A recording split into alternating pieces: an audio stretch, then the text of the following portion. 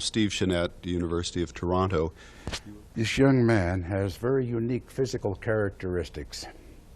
In other words, he's of normal height and normal structure, but his somatotype is such that he is huge. He's one great big lung. He is what I would just love to be, in other words, and make use of it. That I had equipment that would only measure 7 liters of air, and he blew that up to 7 liters, and if I hadn't stopped, he would have broken the equipment. There are problems in respiration, and you are a classic example of what happens when a person plays without much air in the lungs. In other words, his normal, what we'll say, breath would have been twice as much as mine. But what was happening, and he was taking in a breath which would allow him to play the same length of phrase as Marcia here, or some of us lesser mortals.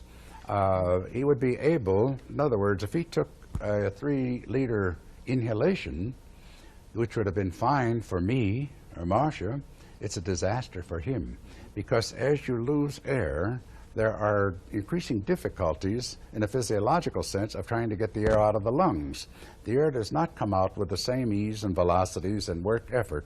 No, the number of muscle fibers that must be contracted near the end of the breath vastly increase. In other words, the motor effort begins to enlarge as you come down in quantities of air. Steve had based his playing on constantly playing in the negative curves of respiration. If we had time, I'd go into the positive and negative curves, but it's easier for me to think along these lines.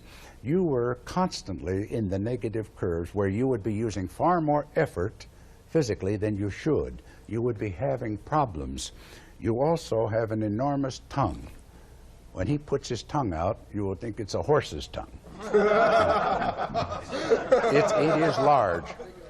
In other words, the ability to reduce the airways, to take a small volume of air and give it the time factor by sending it through a small space rather than a larger volume of air going through a somewhat larger airway.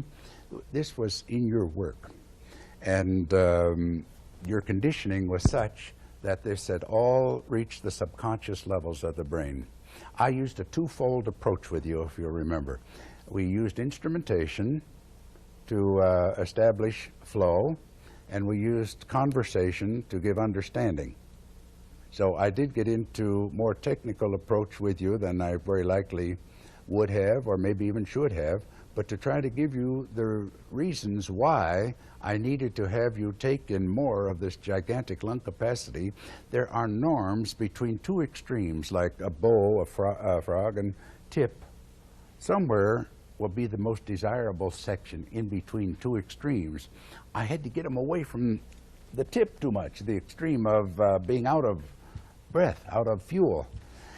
So much of our early work was, you might say, a guidance into getting you to take in larger lung volumes, because your habits did not include that. As an individual, in running or walking, they included that. Everything was normal, everything was fine. Pick up the trumpet, and the automatic response to the stimuli of playing was to have substitution of small quantities of air under rather intensive pressure, which would involve increasing resistances on the upper end. So I remember we discussed this quite a bit. We used instrumentation. I did everything I could to try to get the brain to focus on the phenomena of song and wind, the ability to use air as a motion phenomena. And my purpose in doing that was simply we had to get you to form a new pattern which was more normal to your physical structures. In my studio, if you remember, we did quite well with this. But on your own, you would revert because of the pressure, I suppose, of professional work. Steve is the first trumpet player with the Minneapolis Symphony Orchestra for a good portion of his career, and a wonderful trumpet player.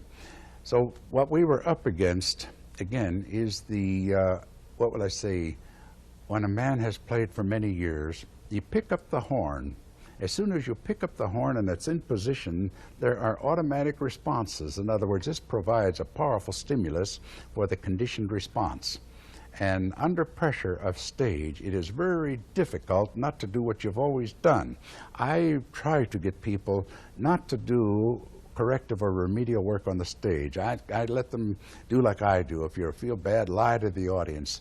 If you're having problems, conceive great sounds, go for it. If you have problems, all right, you're allowed a certain quota.